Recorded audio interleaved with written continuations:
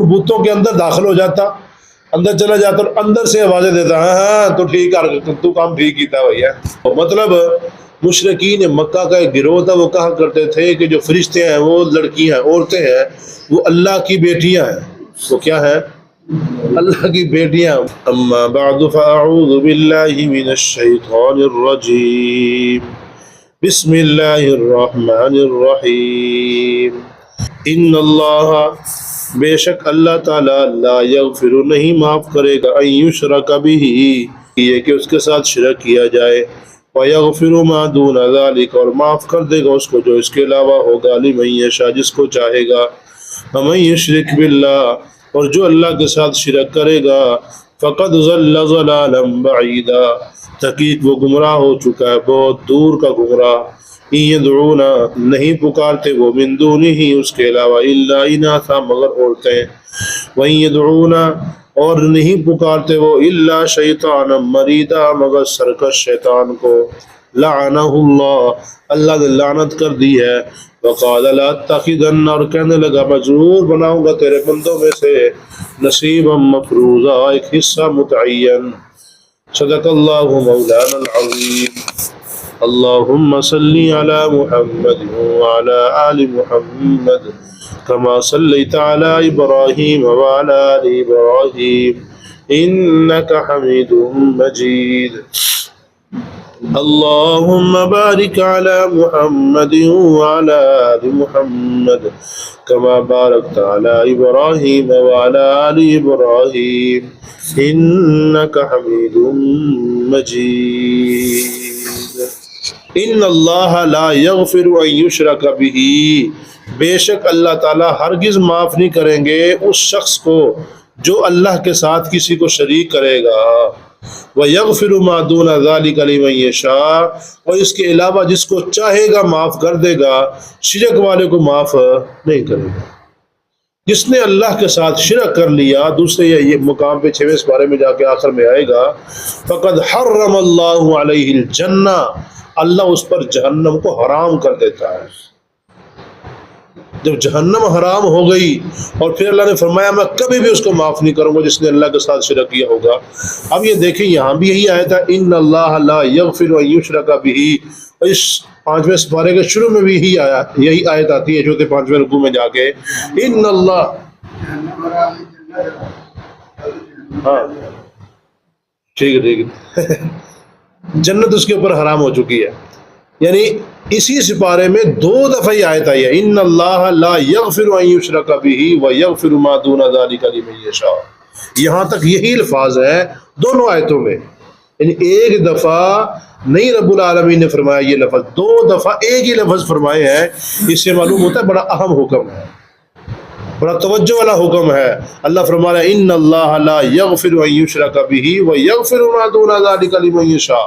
جس نے اللہ کے ساتھ شرک کر لیا اللہ فرما رہا ہے اس کو کبھی معاف نہیں کروں گا، اس کے علاوہ جس کو چاہوں گا معاف کر دوں گا، میری رحمت جوش میں آ گئی معاف کر دوں گا، سفارش کے ساتھ معاف کر دوں گا، کسی کی سفارش آ جائے گی، مطلب سفارش اللہ پاک وہاں پہ خود کروائیں گے، ایمان والوں سے سفارش کروائیں گے، سفارش کرنے والا بھی موحد ہوگا، جس کی سفارش ہوگی وہ بھی کون ہوگا؟ موحد ہوگا، اللہ کی توحید کے اوپر اس کا ایمان ہوگا، اللہ کے ساتھ کسی کو شریک نہ کرتا ہوگا۔ آگے فرمایا وَمَن یشرک بِاللَّهِ، لیکن جو بھی اللہ کے ساتھ شرک کرتا ہے فقد ضل ضلالا بعیدا، تحقیق وہ گمراہ ہو گیا بہت دور کا گمراہ۔ ایک انسان رستے پہ جا رہا، تھوڑا سا رستہ بھٹک گیا، تھوڑی دور جا کے پھر واپس آ گیا، اس کو کسی نے بتایا کہاں جا رہا ہے، یہ رستہ غلط ہے، وہاں سے پھر واپس آ گیا وہ، اب یہ کوئی بھٹکنا نہیں کہا جاتا ہے اس کو، اور پھر دوبارہ رستے پہ فوراً سے آ گیا ہے۔ اب ایک انسان چلتا جا رہا علاقہ ہی بدل ہو گیا، اس کا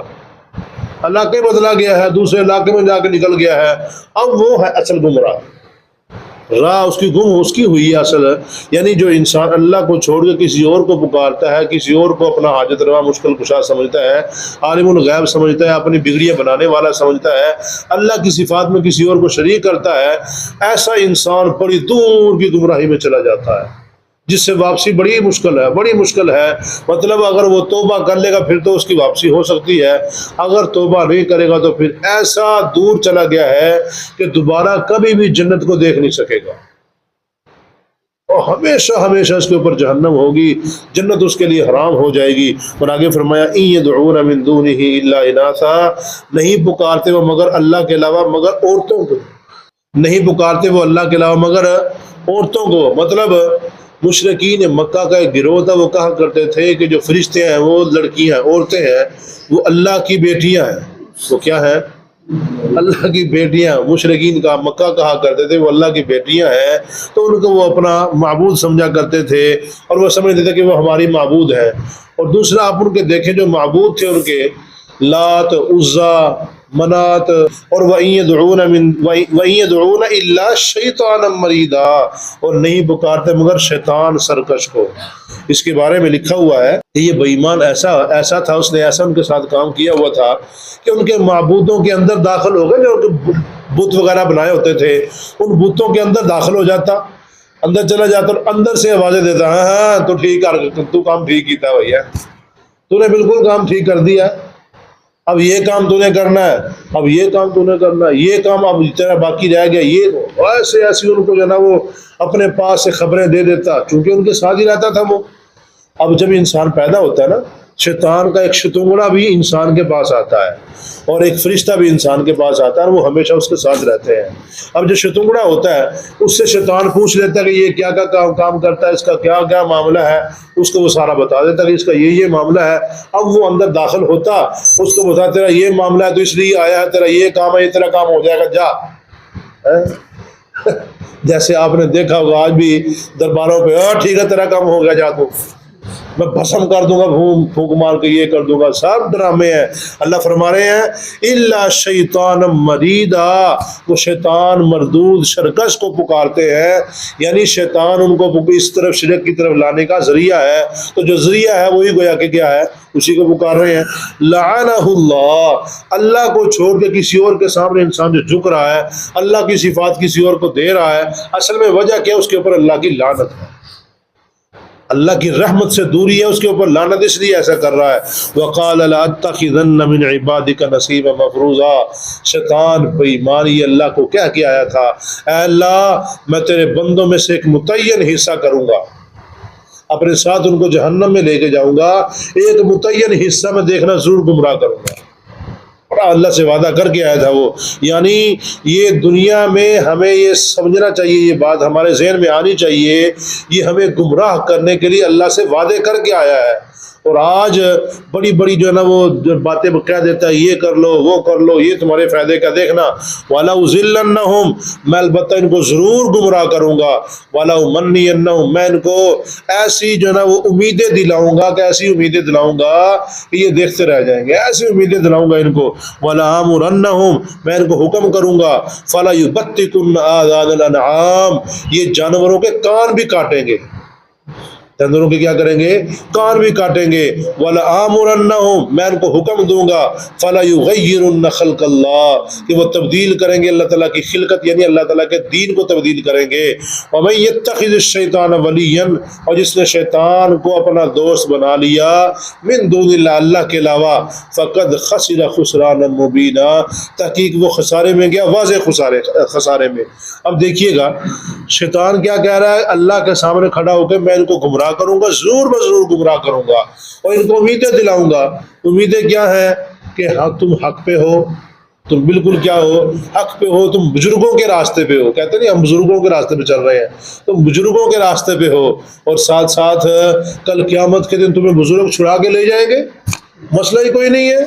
پھر سے یہ کہتے ہیں کوئی نظمیں بھی گڑوا دی کہ